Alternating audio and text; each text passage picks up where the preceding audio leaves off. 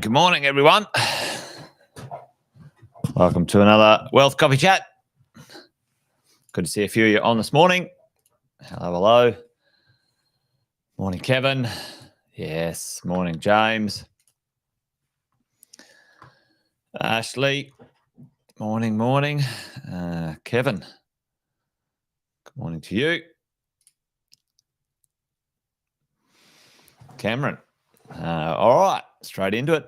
Question this morning. Might have some time to talk about that, Kevin. Maybe I'll put that on the agenda for another one. Good morning. We've got a few people here. Margaret, Kelly, Alison, Sharon, Rose. We're here. There we go. David. Got a few of you in the house. Good to see you, folks. Welcome along. Good to have you in the house. Nice to hang out with you on this bit of a chilly morn and do another Wealth Coffee Chat, team. Good to see you. I'll do the quick intros just for a moment or two while things warm up. Jason Witten's my name. Most of you know that. But if you're new around here, then welcome along. This is where we hang out in the mornings, talk a little bit about what's going on out there in the market and talk about the idea of sorting out fear from fact. And one of the things that's going around at the moment is some fear-mongering, that's for sure. We shall see what goes on, but we might dive into that in a minute when it comes to the world of rents. Good to see a few of you on as well. Sonia, Luke, Adrian, a few in the house. Hey, listen, if you're a property investor, you've probably been paying attention to some of this stuff about the idea of that's floating around that is about the rent freeze.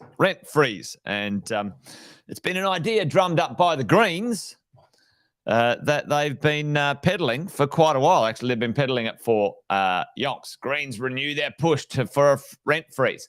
Now, you know, I think all politicians are mostly useless, folks. And but this is what happens when you vote for minority parties that are crazy. That's because what happens is the government gets held to ransom to push through stupid things that are economically not viable or not that bloody good for anybody other than their political agenda. They're doing this so they can get votes because there's a few displaced people who will vote for these lunatics if they freeze the rents, right?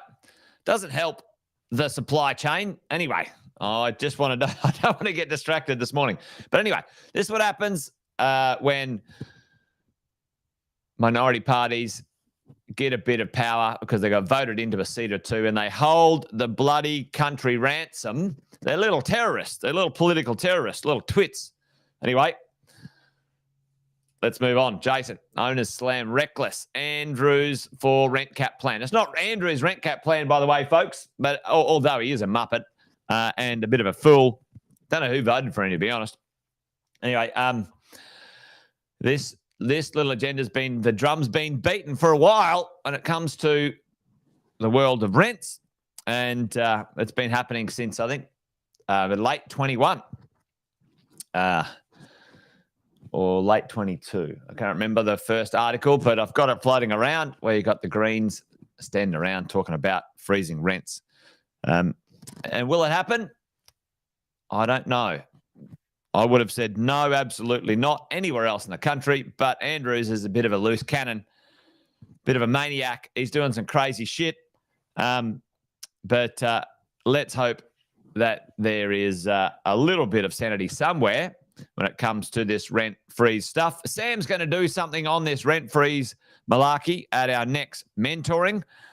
Folks,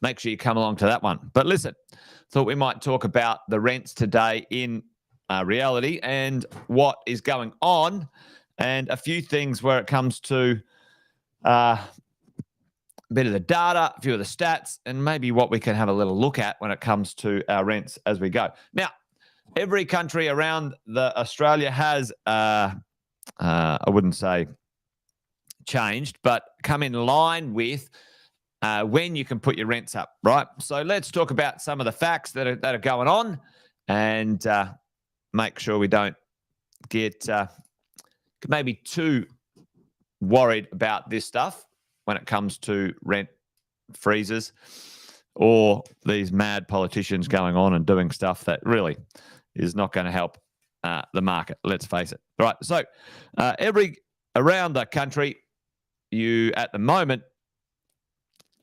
every state, you can increase your rents every 12 months, right? So there's the ability to increase your rent every 12 months, depending on how you rent the property, depending on, you might have it as a short-term let or a furnished let or whatever. There's no limit at this moment. There's no limit to how much you can put the rent up, by the way, folks, how much you can put the rent up. Okay. So that's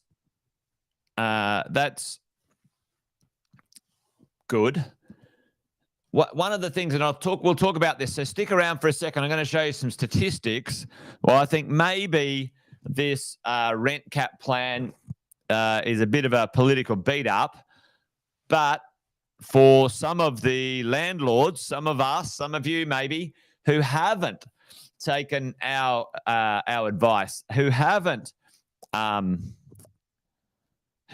been following our Wealth Coffee Chats or got mentoring, and we've said, put your rents up for the last 3 years. Put them up, folks. Put them up. Put them all the way up there, as high as you can go, because stuff like this happens. Anyway, we'll talk about that in a second. So you can put your rents up at this moment every 12 months. You can. There's no limit at this moment in time, and there's no restriction on. There's no sort of cost, let's say, on short letting from an overall government point of view. There's some local council staff and whatever. So, it's a bit free right now. What they're proposing, or the thought is that they might do some things. Let's go back to the article and have a little read. Just have a look at some of these facts here. The plan's also expected to include a tax on hotel stays. I think that would be silly, for tourism. But anyway, short-term rentals, including Airbnbs, floated up to $5 per booking. Not the end of the world, is it? Who's going to pay? Tell me, folks. Who gets to pay for this? All right? Who gets to pay for this stuff in the end? Right? Where does that cost go? Who gets to pay for these stupid ideas when it comes to these governments? I don't know. Seriously, does any of them have any economic or fiscal concept, right? The end user, mate, Sonia, the end user certainly does, right? If you're running an Airbnb, Dan's short of money, so he's fleecing everyone. This is a tax, folks. This is a tax on you and I, all right? Mark my words.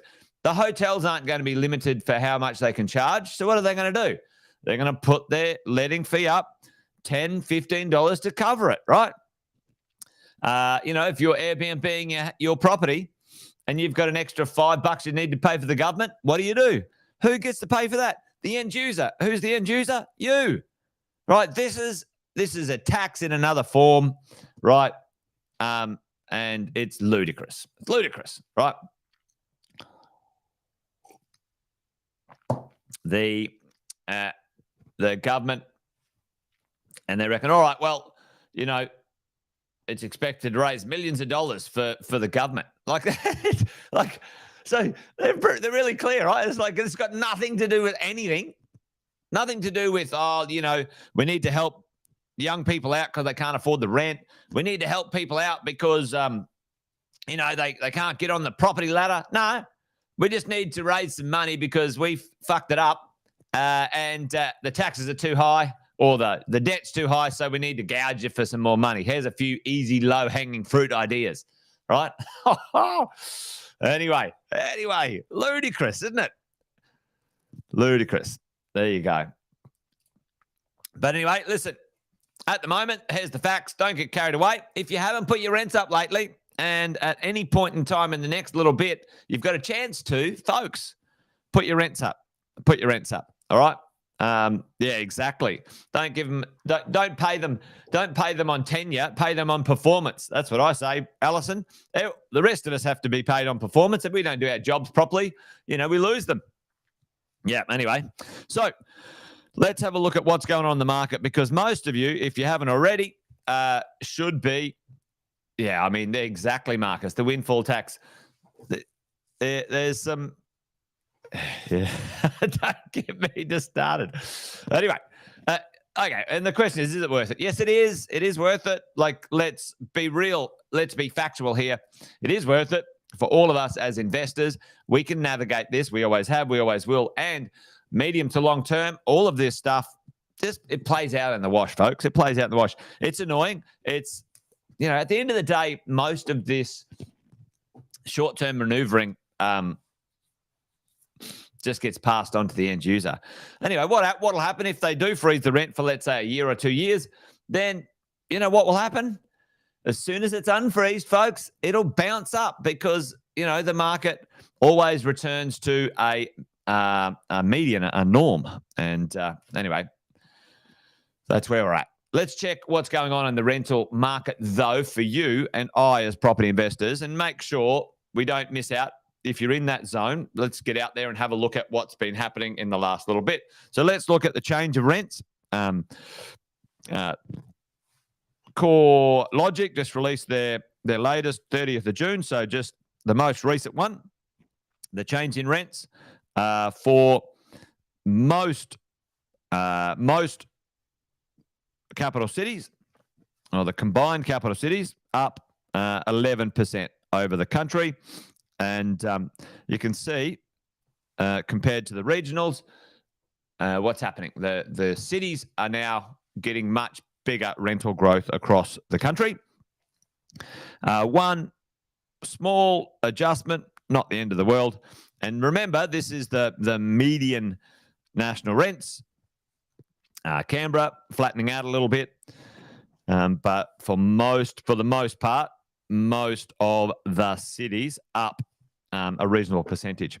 And look at the big cities up. You got the big four: Perth, Brisbane, Melbourne, Sydney, all up strongly in rents. Now, I'm going to talk about something in a minute where I don't think it's going to matter too much for those of us who are, on this ahead of the game. Okay. When it comes to this rent freeze malarkey bullshit, even if it does happen. And it's a long way from happening just yet, folks, just so we're really clear. All right. Gross yields across the country. Now, it's interesting to see a few of these things all happening, but the gross yields are going up. 12 months ago, some of the gross yields were down low. And why was that? What happens when we see these gross yields be quite low, folks, is because it's not necessarily the rents are low, but at that point they were, but we had some capital growth. When you get growth, the rent, if it stays flat, the percentage as a ratio of the value versus the rent, the percentage goes down, right? So it looks like it's a low gross yield, and it doesn't mean that it's badly rented. Often it means the capital growth took off. Okay, so the ratio, it's yield compression. But if you have a look across the country, the gross yield in most of the cities has had an increase.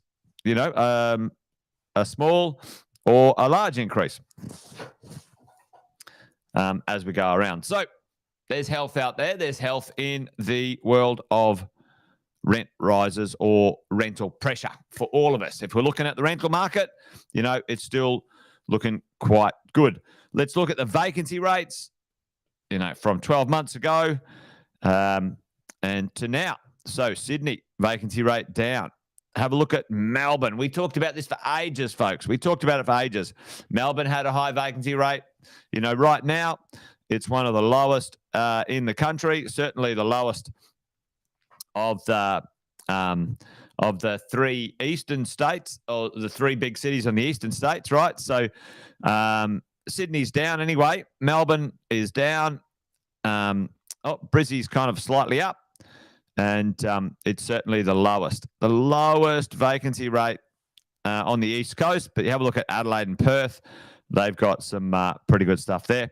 You can see now, I want you guys to sort of have a look at some of these things. It's interesting, Hobart, and you've got sort of Canberra and so on, right?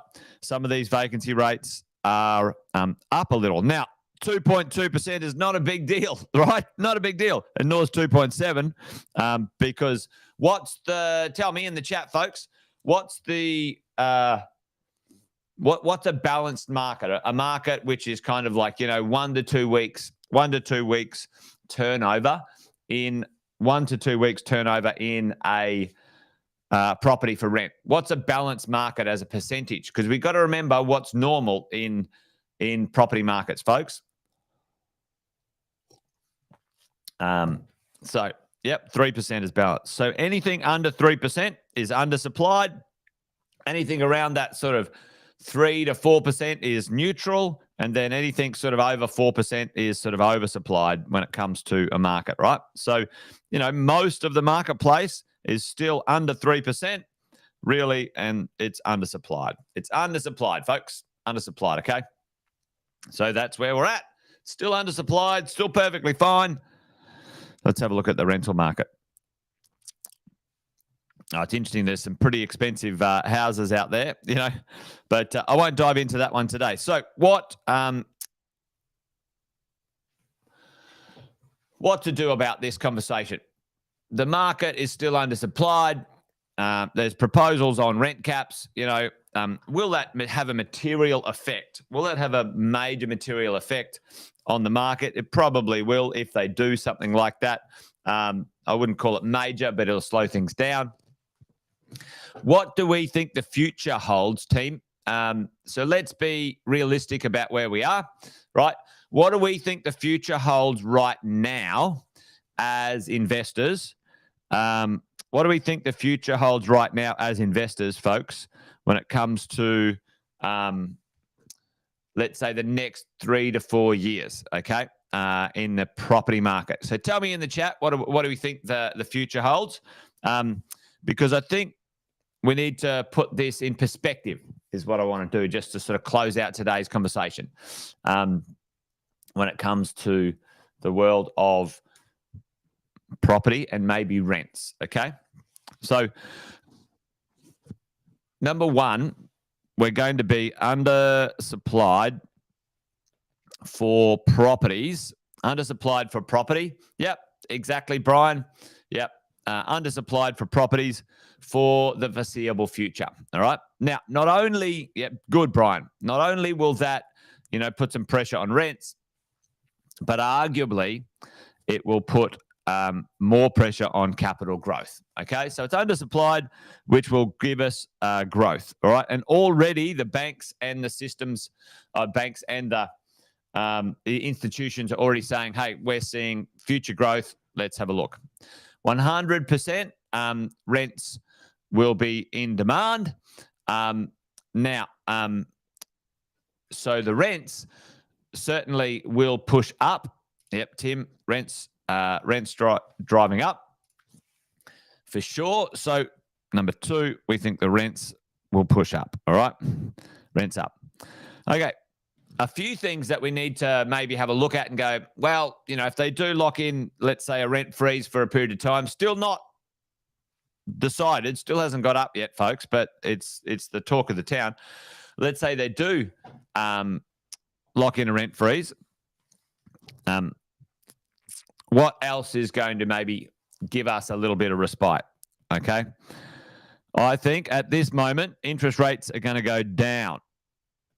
And I think we're going to see them down by sort of late 24, right?